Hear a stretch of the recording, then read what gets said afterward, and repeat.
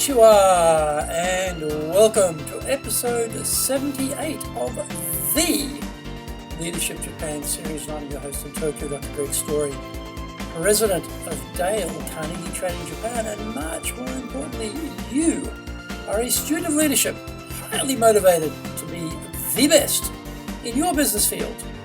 If you enjoy the program, then you might consider subscribing on iTunes and leaving a review. We would love to hear what you think about the series. How would you like your own access to over 100 years of the accumulated wisdom of Dale Carnegie Training? Get our free report, Stop Wasting Money on Training, How to Get the Best Results from Your Training Budget, plus our free white papers, guidebooks, reports, training videos, blogs, newsletters, course information, plus much more at japan.dalecarnegie.com. And today we are going to talk about salespeople should be principled. In 1936, an unknown author, despite many frustrating years of writing and rejections, finally managed to get his manuscript taken up by a major publishing house. That book became a classic in the pantheon of self-help books, How to Win Friends and Influence People. Surprisingly, many people in sales have never read this book. Plato, Socrates, Marcus Aurelius, etc. were all around substantially prior to 1936, and we still plumb their insights. Dale Carnegie has definitely joined that circle of established thinkers, offering wisdom and valuable ideas. His aim was to help all of us be better with each other, particularly in a business context. He did this by laying down some principles which will make us more successful in dealing with others, especially those people not like us. Salespeople should definitely be friendly. Ancient Chinese wisdom noted, "A man who cannot smile should not open a shop." Here are 9 principles for helping all of us to become friendlier with our clients. Become genuinely interested in other people. Our buyers are actually more interested in what we know about what they want than in what we know about our product or service. It is a common mistake, though, to be wrapped up in the features of our offering and lose focus on the person buying it and what they want. At the extreme, transactional thinking means you don't care about the individual, you only care about their money from the sale. This is the hyper-short career in sales option. For a long career, we better get busy really understanding our clients. The key word in this principle is genuine. Having a correct kokoro gamai, or true intention, means we will be honestly focused on understanding the client so that we can really serve them and build a partnership.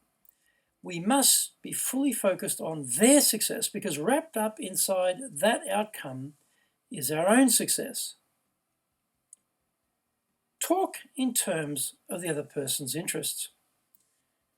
Salespeople have a nasty habit of selective listening and selective conversation around what they want to talk about. Their kokoro gamai is centered around their interests, and the buyer's interests are secondary. Sales talk is a misnomer. There is no sales talk. There are well-designed questions, and there are carefully crafted explanations around solution delivery, which are tightly tied to what the buyer is interested in. Questions uncover interest with laser beam focus, and that is the only thing we talk about. Sounds simple, but salespeople love to talk. They love the sound of their own voice, and they become deaf to the client, often without even realizing it. Check yourself during your next client conversation. Imagine we were to create a transcript of your words. Would they be 100% addressed to the buyer's interests? If not, then stop blathering and start talking in terms of their interests. By the way, Japanese buyers are rarely uncomfortable with silence, so don't feel pressured to fill the conversation gaps with pap. Be a good listener. Encourage the other person to talk about themselves. Good listening means listening for what is not being said, as well as what we are hearing. It means not pretending to be listening while we secretly think of our soon-to-be unveiled brilliant response. It means not getting sidetracked by a single piece of key information, but taking in the whole of what is being conveyed. It means listening with your eyes, reading the body language and checking it against the words being offered. Talkative salespeople miss so much key client information and then scratch their heads as to why they can't be more successful in selling. The client doesn't have the sales handbook where the questioning sequences are nicely aligned and arranged for maximum efficiency. Instead, the client conversation wanders all over the place, lurching from one topic to another without any compunction. I am just like that as a buyer. I have so many interests and will happily digress on the digressions of the digressions. Well-designed questions from the salesperson keep the whole thing on track and allows the client to speak about themselves at length. In those offerings from the buyer, we learn so much about their values, interests, absolute must-haves, their desirables, their primary interest, and their dominant buying motives. Japanese buyers usually need a level of trust to be developed before they may open up and talk about themselves. It is exceedingly rare to wrap up an agreement in Japan with just one meeting. So, salespeople, play the long game here and don't be in a rush. We are limbering up for a marathon, not a sprint, in Japan. Arouse in the other person an eager want. This is not huckster, carnival barker manipulation. This is becoming a great communicator, someone who can arouse passion and enthusiasm in others. Sales is the transfer of enthusiasm based on the salesperson's belief in the righteousness of doing good through supplying offerings that really help the buyer and their business. One of the biggest barriers to success in sales is client inertia. They keep doing what they've always done in the same way and get the same results. Our job is to shake that equation up and help them to get a better result through doing something new, buying our product or service. We have to help them overcome their fears and persuade them to take action. In Japan, there is a penalty for action if something fails, and less of a penalty associated with inaction. So the bias here is to do nothing. Having a need and taking immediate action are not connected in the client's mind until we connect them. We have to fully explain the opportunity cost of no decision, no action, or no response to our proposal. We achieve all of this by using well thought out questions which lead the buyer to draw the same conclusion that we have come to, that our offering is what they need and that they need it right now. This Socratic method of asking questions works because it helps to clarify the buyer's own thinking. Most salespeople don't ask enough questions because they are too busy talking about the features of their widget. We can arouse an eager want if we frame the questions well. Let the other person feel that the idea is his or hers. Telling is not selling. Ramming our proposal down the client's throat is not selling. Being bombastic and dogged is not selling. Naturally, we will always have more information, data, and knowledge about our solution than the client. Blabbing on about the fine detail won't persuade the client to buy. Often, Japanese buyers expect a sales lecture on the proposal so they can slip into the role of the critic. Avoid that scenario at all costs. All you'll get out of that type of meeting is the thin, cheap green tea being served and little more. Instead, go and find buyers who will accept your questions. We all own the world we help to create. Our job is to help the client create a world we can share that they feel deeply connected to and about which they feel some ownership. If I tell you some worthy insight, I still own it. If I ask questions that spur your thinking and help you to gather some of those light bulb moments, then you own that insight. We are always more likely to execute on our own ideas than other people's. Sales is about assisting clients to see possibilities they haven't considered. We've probably all had the experience of shopping for something, and the store clerk's explanation alerted us to something we hadn't even considered, which immediately framed our subsequent approach to that purchase. This is the job of the salesperson, to help the client reframe their worldview with rich and valuable insights that lead them to make the best buying decision with us. Try honestly to see things from the other person's point of view. We have reached the age we are today, built on a firm foundation of mistakes, errors of judgment, and ineptitude. None of us were born perfect.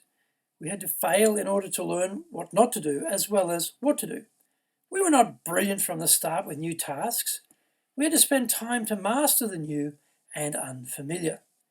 In the beginning, we were inept until we gained some solid skills.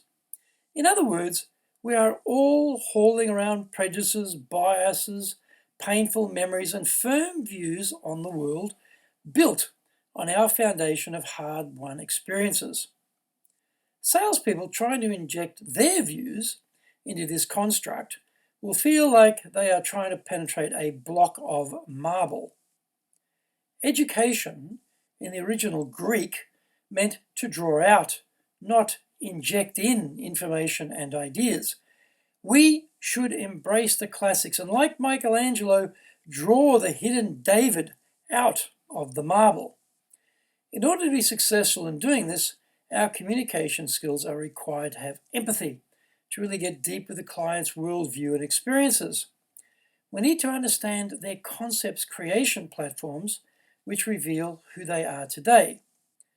Let's get to know them at a more substantial level so that we really get where they are coming from, and more importantly, we need to understand their why. Most Japanese buyers are not as open to being frank about what they want. To get there, we need to build trust through multiple meetings, big dabs of patience, and a correct kokoro gamai, or true intention. This requires we stop concentrating on ourselves and what we want and focus on the buyer instead. We need to suspend our own surety of our concepts creation platform and see things afresh in an open, unbiased way. When we can get that clarity, the words coming out of our mouths will be perfectly aligned with what resonates most deeply with the client's needs, and they will buy our offerings. Get the other person saying yes, yes, immediately. Yes momentum is an old idea in sales. It works on the psychological principle that a series of positive responses will lead to an acceptance of our offer. A simplistic understanding of this idea would see our hearty sales hero designing a long set of killer questions, the only logical answer to which must be expressed in the affirmative. For example, asking a question such as, if you're able to reduce costs, would this be of help to your business? Everyone wants to save costs of business, so the only answer is yes. The problem with this type of approach is it becomes manipulative as the salesperson belts out a whole series of these can only be answered by yes questions. It reminds me of those nodding animals in the back of cars that bob up and down with the ride. Expecting to fast track your way into a sale through this client head bobbing is a misunderstanding of the principle. The latter is saying, let's get yes, yes responses immediately, but not exclusively.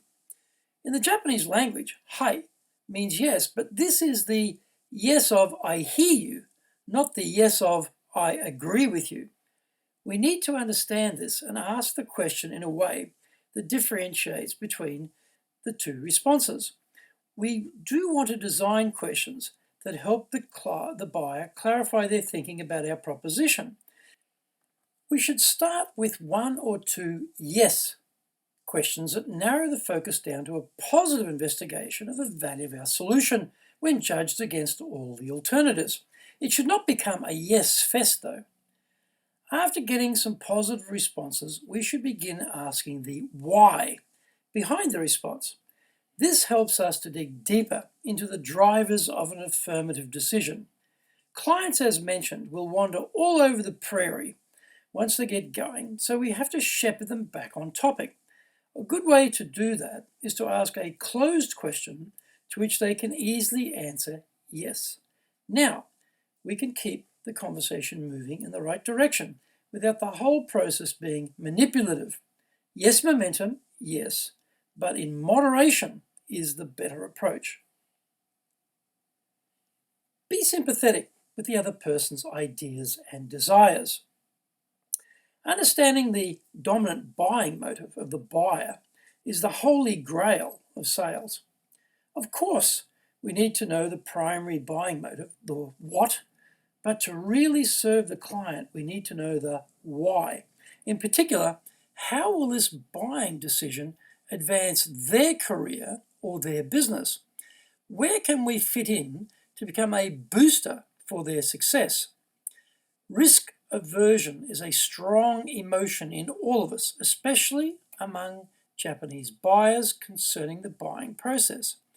We have all been burnt at some stage through a purchase that failed to satisfy us and which we immediately regretted. We paid too much or it broke straight away, and the salesperson's spiffy spiel wasn't matched by the goods performance. Some people may have an MBA, but we all have an MBS, an advanced master's degree in skepticism. The Japanese buyers, by the way, all seem to have a PhD in skepticism of salespeople, especially foreign salespeople. As salespeople, we need to be mindful of the client's emotions and find ways to legitimately prove our solution will not disappoint. The client's desire is to improve or defend their situation. No one wishes to go backwards in business. They have their own ideas about how that is done best, and our job is to find what and why they think so. We may have reached a different conclusion on the how, but by understanding what is driving them, we can more easily explain where our solution gels with what they want to achieve, getting them to do most of the talking, and by prompting new thoughts through great questions, we can make that happen. Dramatize your ideas. When we pick up the phone to speak with our client or when we sit down in their meeting room with them, they are bursting at the seams with stuff in their heads. They are wrestling with what happened yesterday, what they have to get through today, and worrying about what will happen tomorrow. These days, we are all having much more face-to-device time than face-to-face time. There is no downtime anymore as we slip out our phone to check everything we ever wanted to know and a lot of things we don't need to know. Salespeople are competing for client brain space with all this internal noise. We need to be primed to break through all the clutter and grab the client's attention, or we will never be able to sell our wares. We need to be working out how our client likes to be communicated with. Are they micro or macro focused? Are they interested in people or task outcomes? Once we have established the form of communication, which best resonates with them, we should be looking for various ways to dramatize our recommendations. Vocal word picture drawing is a great skill for a salesperson as we choose evocative words that our listener can see in their mind's eye. Collect power words that you can pepper your sales explanation with in order to register the greatest reaction with the buyer. We need to become great storytellers with lots of color and movement to grab their nanosecond attention spans. In regards to the delivery, it may vary quite a bit. We may be very direct, or we may be very thoughtful in our expression, according to the client's preferred style of communication. We are giving them the floor for the bulk of the meeting time, so we have only a limited window for our words, so we need to be very deliberate in what we are going to say. Salesperson blarney is a thing of the past. You simply don't have enough airtime to blab on anymore. We need word injection precision when we speak. The words themselves and the vocal range we use to articulate them are both important. We need to use speed, fast and slow for emphasis. We need to put the power in for some words and take the power out entirely for others. Word emphasis can completely change the meaning of a sentence. Try this sentence. I didn't say he hit his friend. Repeat the sentence 7 times, but on each occasion, emphasize one word much more than all of the others. By doing this, the inference of the words also changes. This simple exercise underlines that we have a powerful tool at our disposal, our voice. We also need facial expressions and gestures which are congruent with what we are saying and which add strength to amplify the key message. Dale Carnegie was a leader in thinking about being good with people. His principles are universal and timeless. All of us in sales can adopt these principles and become more effective in our dealings with buyers. Some key ideas from today. Read or reread How to Win Friends and Influence People. 2. Make these principles your mantra for building good relations with people. 3. Apply these principles in every sales conversation with clients. Thank you for joining the Leadership Japan series. If you found the program useful, then you might consider subscribing on iTunes and leaving a review. Remember, to access your Dale Carnegie training, free reports, white papers, guidebooks, training videos, blogs, newsletters, course information, plus so much more, then go to japan.dalecarnegie.com.